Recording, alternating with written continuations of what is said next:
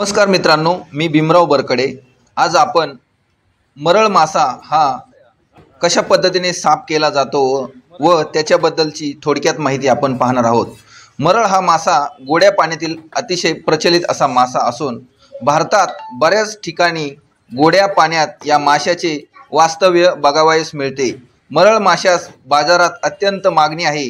हा मासा चविष्ट असून त्यामध्ये औषधी गुणधर्म असतात व काटे कमी असतात। अत्यंत मांसभक्षक असल्या कारणामुळे मरळ माशाचे संवर्धन दुसऱ्या माशांसोबत करण्याचे टाळावे। मरळ माशाचे वैशिष्ट्य म्हणजे हा मासा चवीला चांगला असून अनेक औषधी गुणधर्म आहेत।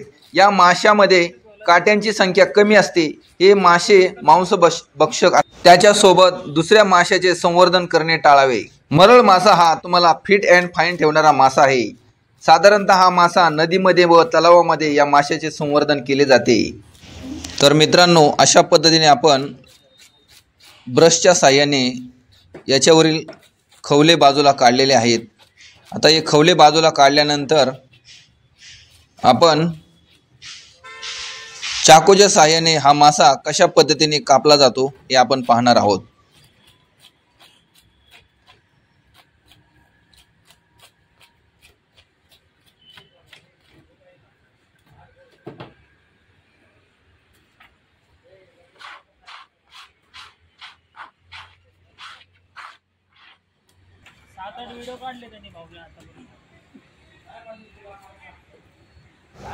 तर आता आपण अशी चाकूच्या साहाय्याने मुंडी आउट केलेली आहे।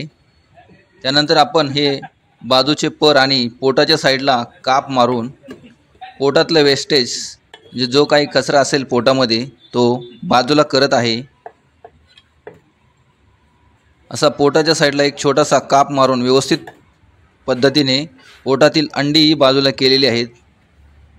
यानंतर अशा पद्धतीने हे राऊंड स्लाइस मारत आहोत आपण।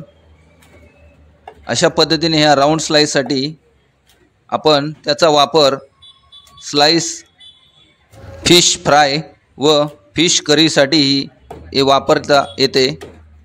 तर अशा पद्धतीने आपला नदीचा मरळ मासा, यालाच इंग्लिशमध्ये रिव्हर सोल असंही म्हणलं जातं।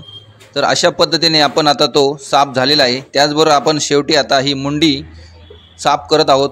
मुंडीचे 2 तुकडे करून झालेले आहेत। त्याचबरोबर त्याचे कल्ले साफ करत आहोत आणि एकाचे 2 पार्ट करून मुंडीसुद्धा साफ करून झालेली आहे। तर मित्रांनो, तुम्हालाही हा व्हिडिओ आवडल्यास लाईक, शेअर, सबस्क्राईब करायला विसरू नका।